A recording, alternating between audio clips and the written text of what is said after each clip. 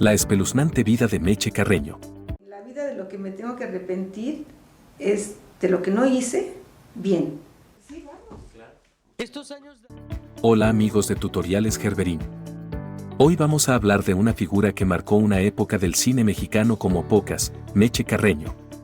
Ella no era una actriz cualquiera, y aunque vivió en lo que muchos llaman la peor época del cine mexicano, logró convertirse en un ícono que dejó huella.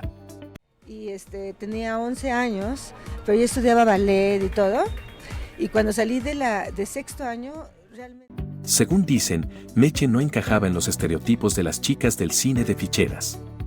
No necesitaba recurrir a los clichés de la época porque su presencia y carisma eran suficientes para captar la atención de cualquiera.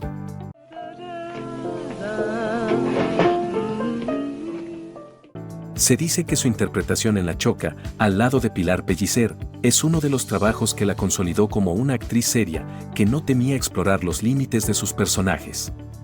Pero lo que la hizo única no solo fue su talento, sino la forma en que despertaba admiración y atracción tanto en hombres como en mujeres. Su magnetismo era tal que incluso, según rumores, atrajo la atención de políticos poderosos que la pretendían con insistencia. ¡Me va a matar! ¡Desgraciada!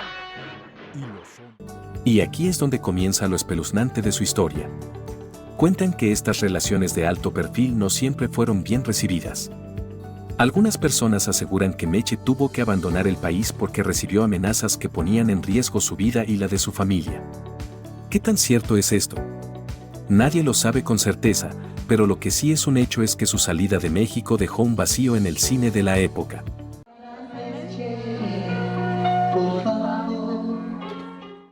Pero antes de continuar, no olviden suscribirse a nuestro canal y darle a la campanita para recibir notificaciones cada vez que subamos nuevo contenido. Si ya tienen su botana y bebida preferida, están en su lugar favorito y con la mejor compañía, comenzamos. Como si no me conocieras. Así. Algunos dicen que Meche Carreño era como un imán, donde quiera que iba, las miradas se clavaban en ella, pero no solo por su belleza, sino por esa vibra que parecía envolverla. No necesitaba alardear ni esforzarse demasiado para destacar.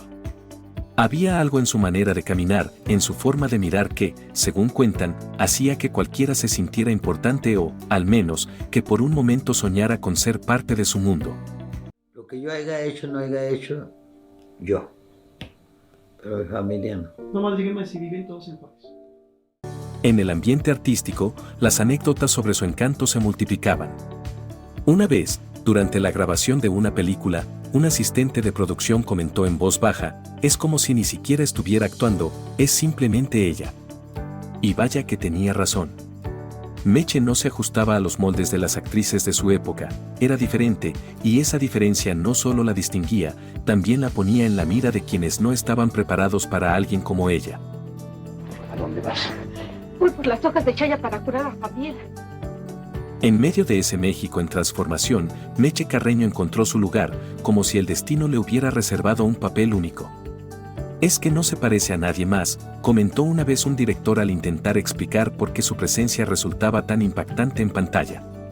Pero no todos estaban encantados con ella, los rumores cuentan que su falta de interés en seguir las reglas de la industria le ganó tanto admiradores como enemigos. Una. Toma. ¿Igual? Según dicen, hubo quien intentó boicotear sus proyectos, pero Meche siempre encontraba la manera de regresar, más fuerte y con más ganas de romper esquemas. Era eso, esa capacidad de ser cercana y al mismo tiempo inalcanzable, lo que la convirtió en un ícono. ¿Cómo alguien tan distinto logró encajar en un medio tan conservador? ¡Ahora yo! Tal vez nunca encajó del todo, y quizá ahí radicaba su verdadera magia. Cuentan que Meche Carreño, sin buscarlo, se convirtió en el rostro de esa búsqueda de identidad. En sus papeles, había una sinceridad brutal, no se trataba de interpretar un guión, sino de vivirlo. Meche Carreño, y bueno, pues ahí se arma todo, y entonces yo mato a todos, menos a mi hijo.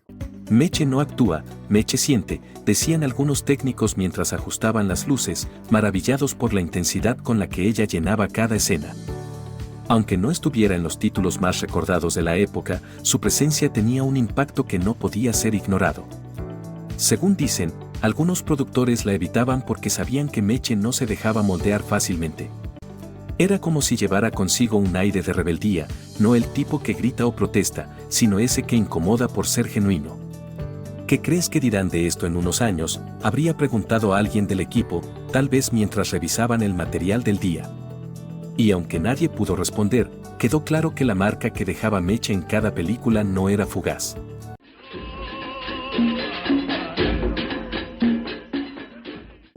Y aquí es donde la historia de Meche Carreño toma un giro sombrío, casi como si un telón gris se hubiera extendido sobre el país y, de paso, sobre su vida. Mientras el cine mexicano entraba en una decadencia que parecía imparable, Meche logró mantenerse al margen, evitando la tentación de unirse a la fiebre de las producciones de ficheras. Y florecer de nuevo. Voy a hacer algo maravilloso. Sí, tengo esta idea de esto, o puedo hacer el guión de... Sin embargo, eso no la dejó completamente a salvo de los personajes que comenzaron a rondar como sombras en el panorama cultural y político. Dicen que durante esa época, el nombre de Meche llegó a oídos de Arturo el Negro Durazo, un hombre cuyo poder parecía no tener límites. Comenzó a invertir en el cine de ficheras. Entonces él decidía... Según los rumores, a Durazo le fascinaba rodearse de mujeres hermosas y figuras del espectáculo, y se dice que le gustaba coleccionar personas como si fueran trofeos. Algunos cuentan que un día, en una de esas fiestas extravagantes que organizaba en su famosa mansión conocida como el Partenón, alguien mencionó el nombre de Meche. ¿Y esa quién es? A ver, tráiganla, habría dicho, casi como si estuviera dando una orden. Buscaba constantemente los favores de las mujeres a su alrededor. Tenía en su despacho un sistema de cámaras de vigilancia. Aunque no hay evidencia de que Meche asistiera a esas reuniones, las historias comenzaron a circular. En esos círculos donde la lealtad se compraba y el peligro acechaba tras cada esquina, cualquier rumor podía ser suficiente para que alguien como ella terminara en la mira de personas poderosas. Adiós, mi amor. No, voy a esperarme aquí hasta que se vaya el autobús para decirte adiós. ¿Fue esta la razón por la que, según dicen, tuvo que abandonar el país? Nadie lo sabe con certeza, pero lo que es claro es que su vida nunca volvió a ser la misma. En aquellos años oscuros, el poder y el abuso parecían ir de la mano, y las historias de El Negro Durazo se convirtieron en leyendas turbias que aún resuenan. Es que a todo el mundo le gustan los mitos y los cuentos. Yo no estoy de acuerdo con eso. Según cuentan, su influencia no solo era política, sino que se extendía como una red que atrapaba a las figuras más destacadas del espectáculo. Aparentemente, Durazo tenía un don para convencer, o quizá para intimidar, y con eso lograba rodearse de mujeres que representaban lo más deseado de la farándula mexicana. Si el negro te llama, más te vale aparecerte, habrían dicho entre susurros algunas actrices que conocían bien cómo funcionaban las cosas.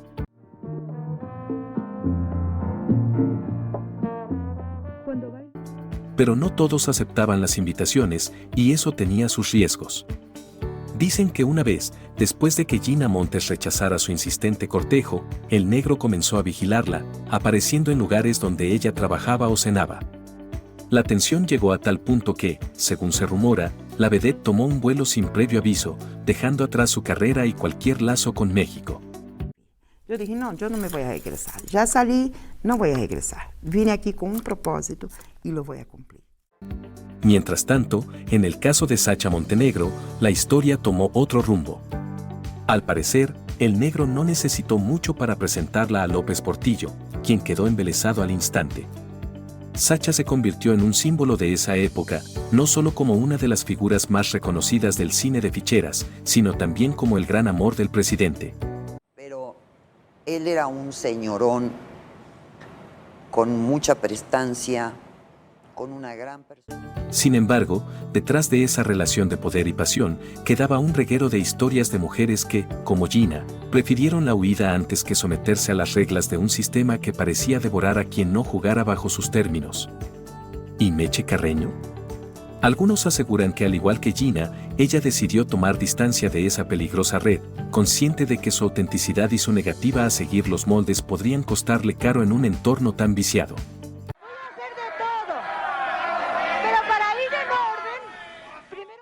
Dicen que cuando el negro Durazo puso los ojos en Meche Carreño, no fue solo un capricho pasajero, como los muchos que solía tener, sino algo que rayaba en la obsesión. Para él, las negativas de Meche eran como un reto personal, una afrenta a su ego que no podía permitir. Pero ella, fiel a su carácter fuerte y desafiante, no se doblegó ante los lujos ni las amenazas. Desde su juventud, Durazo era un notorio mujeriego y parrandero. Su tendencia... Usted no me gusta, le habría dicho Meche aquella vez frente a todos, con una serenidad que dejó a varios testigos con la boca abierta. El negro, acostumbrado a que nadie le dijera que no, se enfureció. Según se cuenta, no pasaron muchas horas antes de que empezaran a llegar mensajes intimidantes a la casa de Meche, enviados por los hombres de confianza de Durazo. En cuanto quieras nos podemos llenar de hijos. Algunos vecinos decían haber visto camionetas negras estacionadas frente a su casa por horas, y más de uno asegura haber oído que amenazaban con que ella o su familia desaparecerían si no cedía.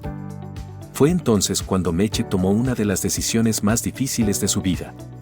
En medio de los rumores y el peligro constante, dejó a su esposo y, con su hijo pequeño en brazos, cruzó la frontera hacia Estados Unidos. La vida de lo que me tengo que arrepentir es de lo que no hice bien. Según cuentan, buscaba no solo protegerse, sino también evitar que el miedo la paralizara y terminara consumiendo lo que quedaba de su vida. Años después, cuando Durazo fue encarcelado, Meche volvió a aparecer en público, aunque con más cautela y siempre evitando las luces demasiado brillantes. El negocio de San Cristóbal, que es un negocio era un negocio muy grande de azúcar en el estado de Veracruz. Según se dice, su última película, La diosa del mar, fue una despedida no solo de la pantalla grande, sino también de un México que nunca dejó de ser peligroso para ella. En el 2005, se mudó definitivamente a Los Ángeles, donde encontró la paz que tanto había buscado. Huracán de pasiones, por el capricho de un hombre. Como si la vida misma se burlara de las vueltas del destino, Meche Carreño terminó siendo parte de Durazo, la verdadera historia. Una película que relataba los excesos y la caída de uno de los hombres más temidos de México. Para muchos, su participación en esa cinta fue como un acto simbólico, una forma de cerrar un capítulo oscuro en su vida.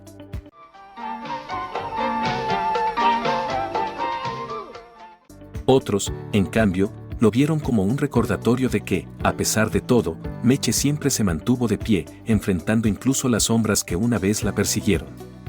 Pero no todo en la vida de Carreño estuvo marcado por la turbulencia. En su época de gloria, su talento la llevó a colaborar con grandes figuras del cine, y entre ellas, su relación con Juan Manuel Torres Sáenz marcó una etapa clave tanto en su vida personal como profesional. Déjalo, te vas a ensuciar. Pero es que yo quiero ayudarte. Torres Sáenz, conocido por su visión crítica y comprometida, encontró en Meche a una musa perfecta para dar vida a historias que retrataban las inquietudes de la juventud de aquella época. Se dice que entre ellos había una conexión más allá de lo profesional. Tómate una copa conmigo. Me llamo Cecilia. ¿Y tú? Juan Manuel veía en Meche algo único, como si ella tuviera la capacidad de transmitir lo que él escribía sin siquiera decir una palabra, comentó alguna vez un cercano a la pareja. De esa unión no solo surgieron películas cargadas de profundidad, sino también el hijo que tuvieron juntos, Juan María Torres Carreño, quien, según dicen, era el reflejo de la mezcla entre la sensibilidad de su madre y la intelectualidad de su padre. Perdóname. Estoy celosa y no sé por qué. Sin embargo, su relación terminó en 1978. Meche Carreño siempre supo cómo distinguirse en una época donde el desnudo fácil y las historias sin sustancia inundaban las pantallas. A diferencia de las llamadas encueratrices del cine de ficheras, sus escenas más atrevidas no eran gratuitas, cada gesto, cada imagen, estaba respaldada por una narrativa que justificaba su presencia. Tenían mucho presupuesto, porque para mí sacarme encuerada o es gratis. Su talento era innegable, y las múltiples premiaciones que recibió lo confirmaban, cosa que muy pocas de sus contemporáneas podían presumir. Cuentan que Meche era una mujer que sabía manejarse dentro y fuera de los reflectores. Que su relación con la prensa era cordial, cercana, algo raro en las estrellas de su tiempo. Sí, mamita. Todo dicen que tiene un precio. Y a mí me produjeron tantas películas.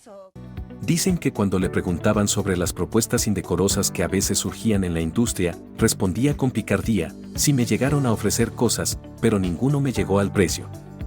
Su carrera tuvo altibajos en la década de los 70, participando en películas menos memorables, pero manteniendo siempre su profesionalismo. Fíjate que mi problema era que me encantaba, pero... Fue durante esa época que un espectáculo rompedor tomó forma en Guadalajara, cuando acompañada por Rafael Elizondo, presentó La Mujer Perfecta. Ahí, Meche, con una mezcla de elegancia y sensualidad, se movía al ritmo de una melodía al piano, componiendo lo que algunos describen como una obra de arte en un cabaret. En los 80, su camino se cruzó con Juan Gabriel, el Divo de Juárez. De repente me caí. ¿Te dolió? No. Primero fue en el polémico video musical de He venido a pedirte perdón, donde Meche lució un vestido rojo que quedaría grabado en la memoria de muchos. Más tarde, colaboraron en películas como El Noa Noa y Es mi vida, lo que dio pie a rumores de una relación más allá de lo profesional.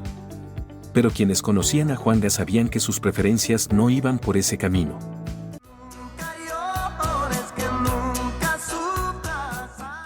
Incluso Meche llegó a contar que llegaron a compartir no solo la habitación sino hasta la cama, sin que pasara nunca nada entre ellos. Sin embargo, el cariño mutuo que desarrollaron era evidente, algo que muchos confundieron con romance. Nadie lo vio nunca muerto. Por eso cuando salieron todos los supuestos hijos de Juan Gabriel, dijo que eran mentira, pues Juan Gabriel decía, primero mortis que tortis. Y que además, ella nunca vio a una mujer.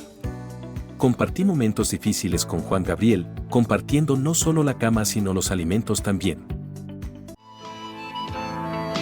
Todos con su amor. Meche es única, habría dicho Juan Gabriel en alguna ocasión, según cuentan los que estuvieron cerca. Arlet Pacheco describió a Meche Carreño como alguien que prefería mantener su distancia.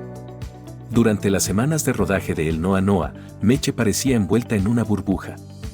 No compartía charlas en los descansos, no comía con el equipo y, sorprendentemente, ni siquiera con Juan Gabriel, con quien se decía que tenía una relación cercana. Ya no quiero vivir.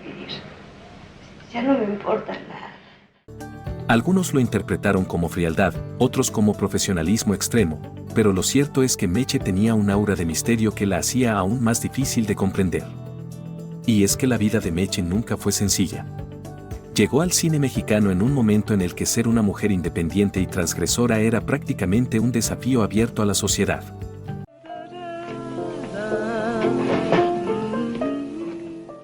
Cada papel que interpretaba desataba críticas por su supuesta falta de pudor, pero ella no parecía inmutarse. No tengo tiempo para preocuparme por lo que digan de mí, habría dicho alguna vez, según quienes la conocían.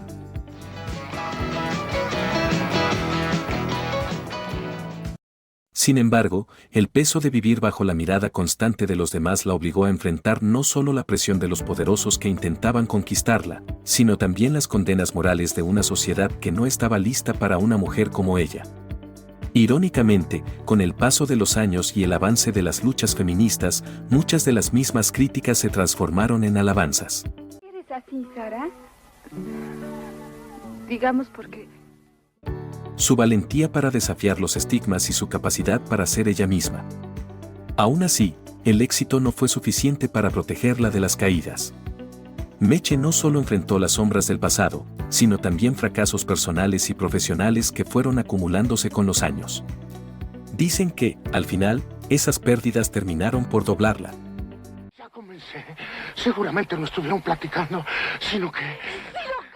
En 1980, la vida de Meche Carreño se llenó de sombras con la pérdida de Juan Manuel Torres Sáenz, su expareja y padre de su hijo.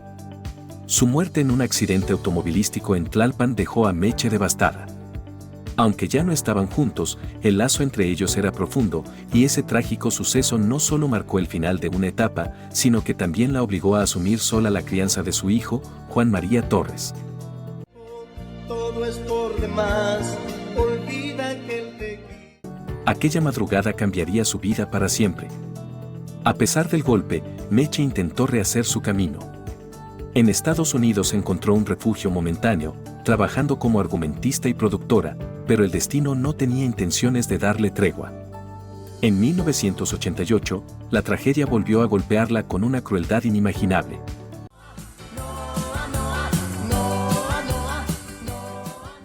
Su hijo, Juan María, falleció también en un accidente automovilístico en Nueva York.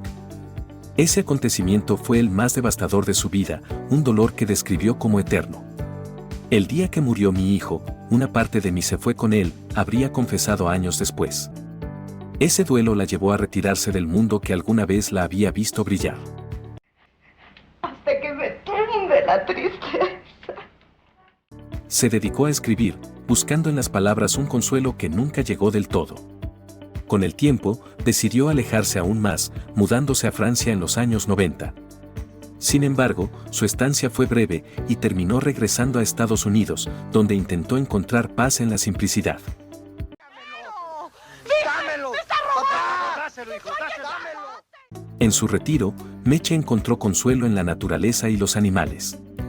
Se entregó al activismo ambiental y vivió rodeada de hasta 30 xoloitzcuintles, animales que consideraba sagrados y que, según se dice, simbolizaban la guía hacia el más allá. Ellos me acompañan donde sea que vaya, solía comentar cuando alguien le preguntaba por esos fieles compañeros. Que los franceses llamaron de la ingenua perversa, o sea, lo que tenía Brigitte. Aunque aparecía ocasionalmente en eventos o entrevistas relacionadas con el cine, Meche prefirió mantenerse en la penumbra, lejos de los reflectores que una vez iluminaron su vida. En cada una de esas escasas apariciones, quedaba claro que, aunque la tristeza nunca la dejó del todo, había encontrado una forma de seguir adelante, incluso en su soledad. Timidita, con su pelo negro, sus dientes perfectos, una sonrisa así. María de las Mercedes Carreño Nava, mejor conocida como Meche Carreño, llegó al mundo un 15 de octubre de 1947 en Minatitlán, Veracruz, un lugar donde la vida parecía fluir con calma entre el calor y la quietud de un pueblo chico. Pero su madre, con la mirada puesta en algo más grande, tomó la decisión de llevarla a la Ciudad de México cuando aún era una niña. Y tenía 11 años, pero yo estudiaba ballet y todo, y cuando salí de sexto año, fue ahí, en la inmensidad de la capital, donde Meche comenzaría a construir su destino. En la gran ciudad, Meche encontró una pasión, la actuación. Estudió en la Academia de Actuación de Andrés Soler, donde dio sus primeros pasos en el arte dramático. Sin embargo, antes de conquistar los escenarios, su físico ya llamaba la atención. Hacer lo que sea, yo creo que nosotros, padres, madres, todos los seres que tienen encargo de eso deberían de decir sí. Con un cuerpo que no era el típico de las modelos voluptuosas de la época, pero que destacaba por su naturalidad y firmeza, comenzó a trabajar modelando trajes de baño. La apodaron la chica del monokini, un título atrevido para una época conservadora, pero que ella portaba con elegancia. Que el dinero no es todo en el mundo, yo creo que la felicidad y el estar contento y el estar joven y siempre decir... El teatro fue su primer amor, debutando en 1964 con El hombre y su máscara, una obra escrita y dirigida por el talentoso Carlos Ancira. Ahí, Meche compartió escenario con Alejandro Jodorowsky, una figura que años después alcanzaría fama internacional. Aunque su papel como Elvira era pequeño, dejó en claro que tenía algo especial.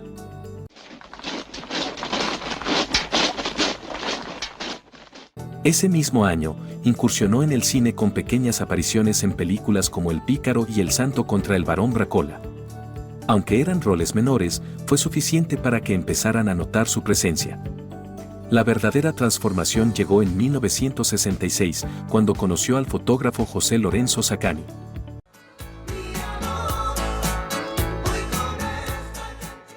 Él vio en Meche no solo belleza, sino también un potencial artístico que otros habían pasado por alto. Se casaron y, convencido de que Meche podía ser una estrella, Sacani fundó Eugenio Films. El primer proyecto fue Damiana y los hombres 1967, dirigida por Julio Bracho y con un guión coescrito por Meche.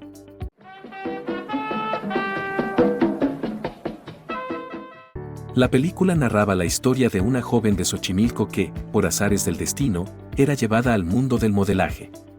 Para muchos, fue un reflejo de la propia historia de Meche. En 1974, llegó uno de los momentos más icónicos de su carrera, La Choca. ¡Desgraciada! Bajo la dirección del legendario Emilio, el Indio Fernández, Meche interpretó a una mujer indígena que lucha por la supervivencia y la justicia en un entorno rural lleno de violencia. La cinta, filmada en Tuxtepec, Oaxaca, no escatimó en mostrar la crudeza de esa realidad. Desde los primeros minutos, quedó claro que esta no sería una película convencional. ¿A dónde vas? Voy por las hojas de chaya para curar a Fabián. El Indio Fernández decidió abrir la historia con una escena donde Meche aparece bañándose en el río, como Dios la trajo al mundo, una imagen que capturó la esencia salvaje y pura de su personaje. Su actuación en La Choca le valió el Ariel a Mejor Coactuación Femenina, consolidándola como una actriz capaz de trascender la pantalla con papeles llenos de fuerza y humanidad. A La Choca. Su director, Emilio el Indio Fernández, recibió el Ariel de Plata en la... El Indio quedó tan impresionado con su trabajo que no dudó en llamarla para otra de sus grandes obras, La Zona Roja, en 1976. Fue en ese tiempo cuando comenzaron los rumores de un supuesto romance entre Meche y Emilio Fernández. Decían que, aunque el director era conocido por su carácter duro y exigente, con ella parecía ser más indulgente.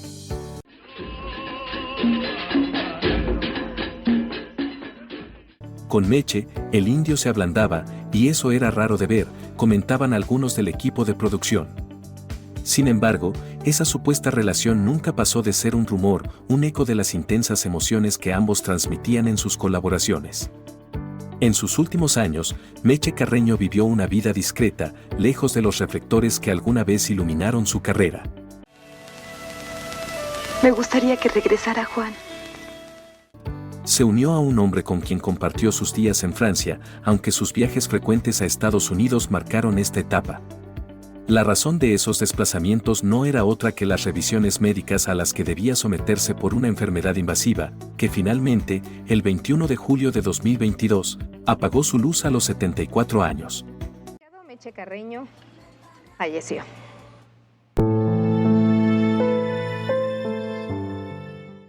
Por decisión de su familia, Meche no regresó físicamente a México.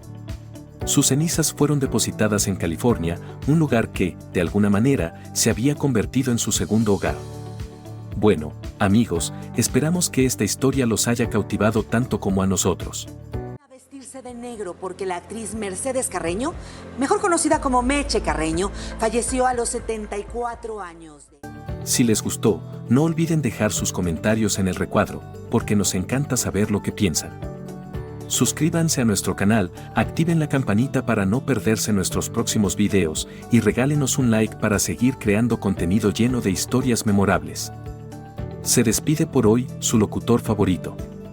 Hasta la próxima.